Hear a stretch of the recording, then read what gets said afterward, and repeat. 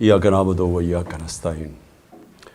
میرے پاکستانیوں، آج میں نے فیصلہ کیا اس بڑے اہم موقع پہ آپ سے بات کرنے کا، کیونکہ ہمارا ملک وہ اس موڑ پہ اللہ نے لا کے کھڑا کر دیا ہے ہمارے اعمال کی وجہ سے کہ اگر ہم اب صحیح فیصلے نہیں کریں گے تو وہ اپنی تباہی کے راستے پہ نکل جائے گا۔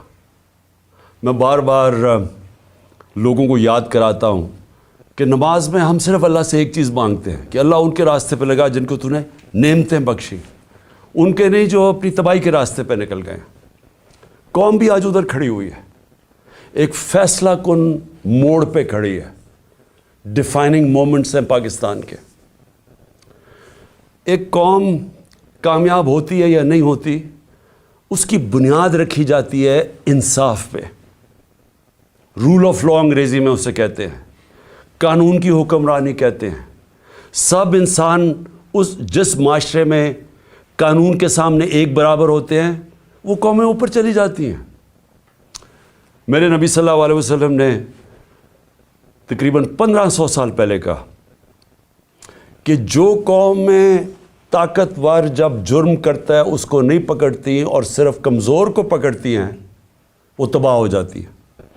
آج اگر آپ نے ساری دنیا میں خوشحالی دیکھنی ہے اور غربت دیکھنی ہے تو ایک ہی چیز ہے جو فرق کرتی ہے، وسائل نہیں۔ جو قومیں خوشحال ہیں وہاں قانون کی حکمرانی ہے، رول آف لا ہے، انصاف ہے، اور جو تباہ ہیں وہ ساری وسائل کے باوجود جنگل کا قانون ہے، طاقت کی حکمرانی ہے، مائٹ از رائٹ ہے۔ جو طاقتور فیصلہ کرتا ہے اس ملک کی عدالتیں اس کے ساتھ کھڑی ہو جاتی ہیں۔ عدالتوں کا کام ہوتا ہے کمزور اور طاقتور کو ایک برابر رکھنا۔ حضرت ابو بکر جب خلیفہ بنے، پہلی تقریر ان کی کہ میں طاقتور اور کمزور کو ایک برابر کروں گا۔ حضرت عمر خلیفہ بنے، انہوں نے واضح طور پہ کہا کہ میں انصاف کروں گا، کوئی طاقتور قانون سے اوپر نہیں ہے۔ حضرت علی خلیفہ بنے، پہلی سٹیٹمنٹ، سب کی مشن سٹیٹمنٹ تھی میں انصاف کروں گا۔ تو میرے پاکستانیوں، آج ہم ادھر کھڑے ہوئے ہیں کہ ایک طرف ایک طاقتور ٹولہ، مافیاز، جن کو عادت پڑی ہوئی ہے قانون کے اوپر رہنے کی، جب عدالتیں ان کی بات نہیں سنتی، ڈنڈوں سے سپریم کورٹ کے چیف جسٹس کو اٹیک کر کے بھگایا انہوں نے، پھر پیسے چلائے باقی ججز کے اوپر، بریف کیس چلے، کوئٹہ بینچ کو خریدا گیا، ٹیلی فون کر کر کے فیصلے لیے کہ جج صاحب اس کو فلانے کو اتنی قید کرنا۔ عادت پڑی ہوئی ہے ان کو کہ اپنے ججز اپنی جوڈیشری کو کنٹرول کرے، کوئی انصاف اس ملک میں نہ آنے دیں، کیونکہ جو طاقتور مجرم ہوتا ہے وہ ہمیشہ اپنے آپ کو قانون سے اوپر رکھنا چاہتا ہے۔ مارشل لاء لگتا تھا، قانون ختم، انصاف ختم۔ تو آج ہم ادھر کھڑے ہیں کہ اس وقت آئین کی پروٹیکشن کے لیے، اس کی حفاظت کے لیے ساری قوم اب اپنی عدلیہ کی طرف دیکھ رہی ہے، اور جو دوسری طرف ہے سارا جو ٹولہ جمع ہوا ہے سٹیٹس کو کا، مافیاز، جنہوں نے اس ملک کو 30 سال سے چوری کر کے لوٹا، پیسہ باہر بھجوایا، اور ان کا ایک مقصد ہے کسی طرح وہ پیسہ بچ جائے، کوئی ایسی چیز نہ ہو جائے کہ ان کا پیسہ خطرے میں آ جائے جو اتنی محنت سے انہوں نے چوری کیا۔ پہلے جنرل مشرف نے NRO دیا ان کو، سارے جو 2 پاکستان کا پیسہ تھا، سرے مال کا، یہاں سے چوری ہو کے پیسہ گیا تھا، سرے مال خریدا، سوئٹزرلینڈ میں $60 ملین پڑے ہوئے تھے، ایک NRO دے کے ان کو معاف کر دیا۔ ادھر سے حدائبہ پیپر مل 90 کی دہائی میں 1 ارب روپے کی کرپشن، منی لانڈرنگ کی ہوئی تھی شریف خاندان نے، اس کے اوپر اس کو روک دیا ڈیل کر کے۔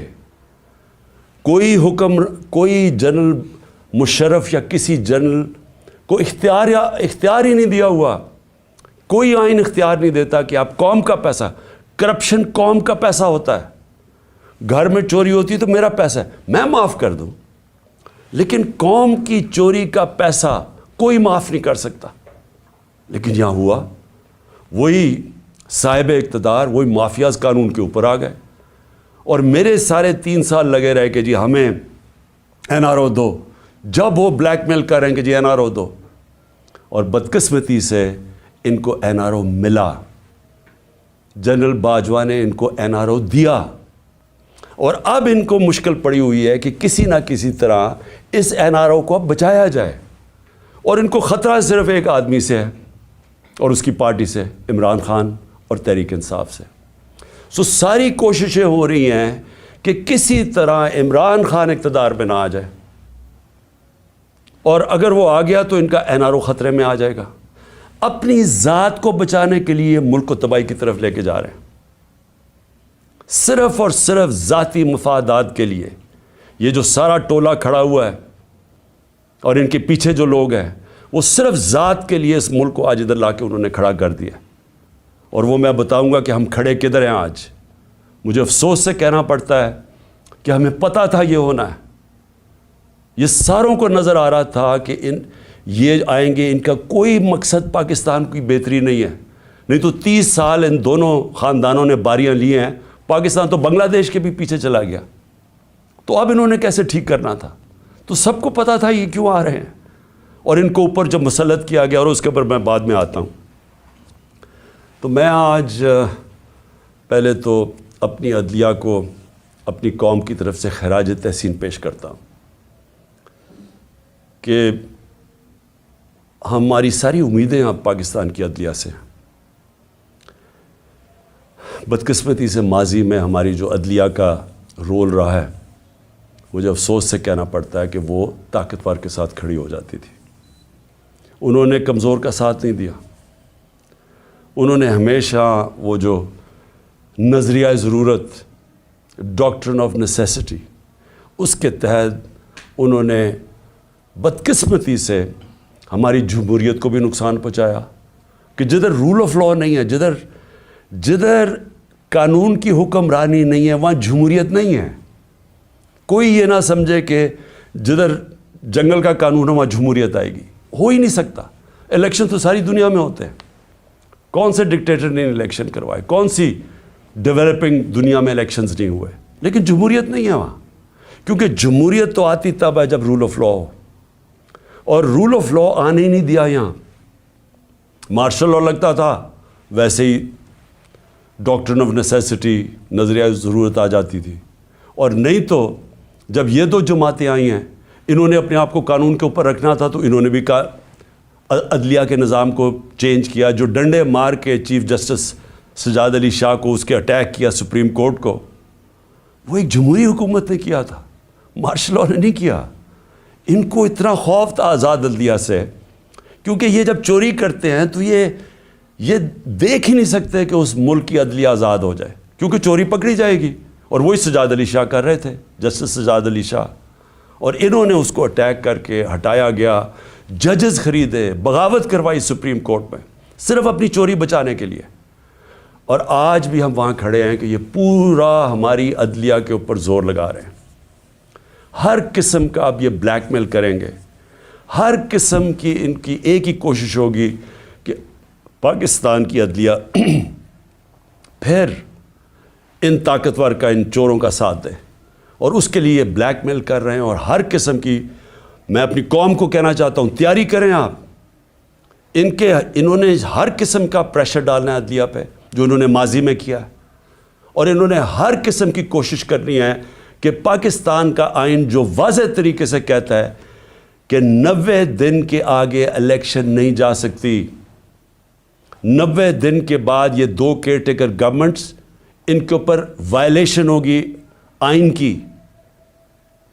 ان کے اوپر یہ بالکل ان کا جو 900 کے ایک دن کے بعد, 90 کے ایک دن کے بعد, 90 دنوں کے بعد, ایک دن کے بعد یہ حکومتیں غیر آئینی ہو جائیں گی.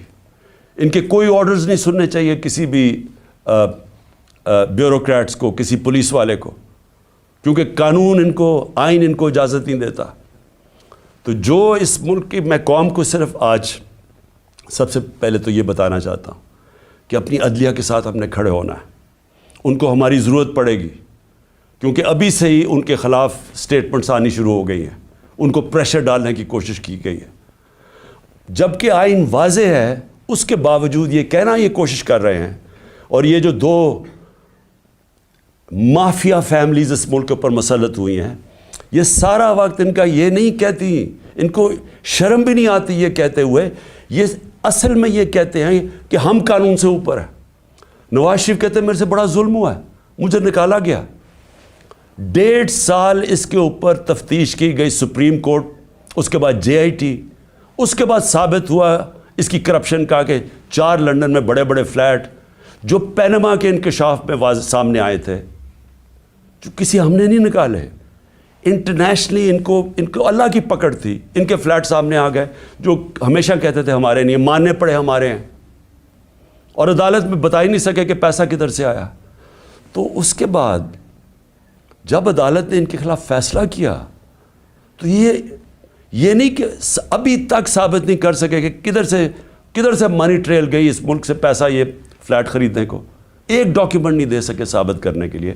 لیکن وہ کہہ یہ رہے ہیں کہ جرت کیسے پڑ گئی کسی کے ہمارے اوپر کیس کرنے کی, عدالتوں کو کیسے جرت پڑ گئی ہمارے خلاف فیصلہ کرنے کی. یہ اصل میں یہ کہہ رہے ہیں, اور ابھی بھی یہ کوششیں کریں گے کیونکہ الیکشن سے یہ ڈرے ہوئے ہیں, عوام سے ڈرتے ہیں. پہلے کہتے جی ووٹ کو عزت دو, بڑی کیمپین کی ووٹ کو عزت کو. ہم جب پاور میں تھے الیکشنز کرواؤ, 3.5 سال میں سنتا رہا جی الیکشنز کرواؤ, اور آپ الیکشن سے بھاگ رہے ہیں کیونکہ یہ تب الیکشنز کروائیں گے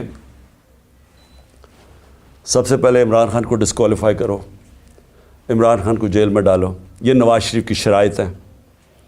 اس کو وہ لیول پلینگ فیلڈ کہتا ہے. خود پکڑا گیا ہے اربوں روپے کے وہاں پراپرٹیز میں بیٹھا ہوا ہے, ثابت نہیں کر سکتا, عدالتوں سے جیل سے باہر بھاگا ہوا ہے جھوٹ کے اوپر. یہ شہباز شریف نے جعلی ایفیڈیوٹ دیا ہوا ہے لاہور ہائی کورٹ کو, کوئی شرم نہیں ہے اس کی. لیکن عمران خان کو جیل میں ڈالو, ڈسکوالیفائی کرو, تحریک انصاف کے لوگوں کو پکڑ دھکڑ کرو. شرمناک رول ہے اس ملک کی الیکشن کمیشن کا. میں نے کبھی اس طرح کی بے شرم الیکشن کمیشن نہیں دیکھی. ہر فیصلہ کرتی ہے یہ نواز شریف سے حکم لے کے, ہر فیصلہ کرتی ہے ہینڈلرز جو پیچھے کہتے ہیں. 2 جو کیئر ٹیکر گورنمنٹس بنائی ہیں انہوں نے, ہم نے اتنے نام بھی ویسے دیے جو کہ غیر جانبدار تھے. انہوں نے جان کے ان لوگوں کو اوپر بٹھایا ہے جو یہ لاہور کا چیف منسٹر بنایا ہے, اس کو بالکل جو سب سے بڑا دشمن تھا تحریک انصاف کا اس کو اوپر بٹھا دیا. جیسے آفیسرز پوائنٹ کر رہے ہیں جو یہ جو پولیس والوں کو رکھا گیا جنہوں نے ہمارے پہ تشدد کیا, ان سب کو اوپر بٹھا دیا. تو ہمارے اوپر کیسز کرو, پارٹی کو توڑو. جب یہ سمجھیں گے کہ یہ بالکل گراؤنڈ تیار ہو گئی ہے ان کے لیے, تب یہ چاہتے ہیں الیکشن کرواؤ, اس لیے بھاگ رہے ہیں الیکشن سے. اور میں ویسے ان کو کہتا ہوں کہ جتنی بھی دیر آپ کر لیں رزلٹ وہی نکلنا ہے, جتنی دھاندلی کر لیں رزلٹ وہی نکلنا ہے. لیکن ملک تباہ ہو رہا ہے. ہماری ساری کوشش یہ تھی کہ الیکشنز ابھی اس لیے ہم کروانا چاہتے تھے کہ الیکشن ایک ہی طریقہ اس دلدل میں جو ملک پھنسا دیا اس سے نکلنے کا, اور تو دوسرا راستہ ہی کوئی نہیں ہے. تو ہم اپنے ملک کے لیے اپنی 2 گورنمنٹس ڈیزالو کرتے ہیں اپنے ملک کی خاطر کہ کسی طرح ہم جو یہ ادھر پہنچا دیا انہوں نے پاکستان کو کہ اس ملک کی 75 سالہ تاریخ کے اندر کبھی ملک کے یہ حالات نہیں تھے جو آج ہیں. کسی سے پوچھیں یا چھوڑیں کہ میں عمران خان کیا کہہ رہا ہے, میں چاہتا ہوں کہ کسی اکانومسٹ سے پوچھ لیں, کوئی غیر جانبدار لوگ ایکسپرٹس ہوں پالیٹکس کے, اکنامکس کے, ان سے تو پوچھیں کہ کبھی پاکستان کے یہ حالات تھے. اور کوئی آگے روشنی بھی نہیں نظر آ رہی. جتنی دیر یہ بیٹھے رہیں گے یہ اور ہم ڈوبتے جا رہے ہیں. میرے پاس اعداد و شمار ہیں, میں یہ پھر سے اپنی قوم کو بتانا چاہتا ہوں کہ یہ جو حالات آج ہیں, کیسے اس ملک کا تنخواہ دار طبقہ اب گزارا کرے گا. اور ابھی شروعات ہیں, ابھی جو IMF کے ساتھ انہوں نے طے کی ہیں کنڈیشنز, اس کے بعد جو اب لہر آنے لگی ہے مہنگائی کی, کیسے, میں تو ابھی بتاؤں گا جو آج حالات ہیں, ابھی مزید جو آگے ہوں گے وہ کیسے وہ برداشت کریں گے وہ لوگ. تو میں سب سے پہلے دوسری بات جو آج میں کرنا چاہتا تھا، ہمارے پرانے آرمی چیف، انہوں نے ایک صحافی کو ایک انٹرویو دیا اور اس نے پھر کالم بھی لکھی. اس میں اس نے 2-3 چیزیں ایسے کہیں، تو میں صرف ان کے اوپر بات کرنا چاہتا ہوں کہ اگر ہمارے ملک نے اب اس دلدل سے نکلنا ہے تو پاکستان کو ایسے ہمیں چلانا پڑے گا جو اب تک ہم نہیں چلا پا رہے. اور اس کے لیے سب سے پہلی چیز ہوگی رول آف لا. جب تک ہم سب کو قانون کے نیچے نہیں رکھتے، جب تک آئین کے دائرے میں رہ کے ادارے اور لوگ کام نہیں کرتے، اس سے اب ہم نہیں نکل سکتے. میں پھر سے کہہ رہا ہوں، ایک ہے نعمتوں کا راستہ، وہ بالکل مختلف ہے. ایک ہے تباہی کا راستہ، اس طرف ہم نکلے ہوئے ہیں. تو یہ جو آرمی چیف نے، ایکس آرمی چیف نے باتیں کی، سب سے پہلے تو مجھے حیرت ہوئی کہ اس نے کہا جی عمران خان ملک کو تباہی کی طرف لے کے جا رہا تھا. میں نے عمران خان سے ملک کو بچانا تھا تو تسلیم کر لیا کہ اس نے فیصلہ کیا تھا گورنمنٹ گرانے کا، جو میں اور ساری قوم کو ویسے ہی پتہ ہے. لوگوں کو تو اب سوشل میڈیا کا زمانہ ہے. وہ آخری رات جس دن وہ میں نے کہا تھا کہ کوئی رہ تو نہیں گیا، تو اس دن رات کو تو سب قوم کو پتہ چل گیا تھا کہ کون تھا پیچھے اس کے. وہ ارشد شریف شہید نے بڑی زبردست بات کی، وہ کون تھا، تو وہ تو سب کو پتہ تھا وہ کون تھا. لیکن یہ نہیں میں سوچ رہا تھا کہ وہ تسلیم ہی کر جائے گا کہ وہ میں تھا. اور اس نے کہا کہ بڑے برے حالات تھے پاکستان کے اور تباہی کی طرف جا رہا تھا. تو پہلے تو اس نے اکانومی کی طرف کہا، پھر اس نے فورن پالیسی کی طرف کہا کہ امریکہ بڑا ناراض تھا، امریکہ خوش نہیں تھا عمران خان سے. اور فورن پالیسی کا بھی وہ ایکسپرٹ تھا.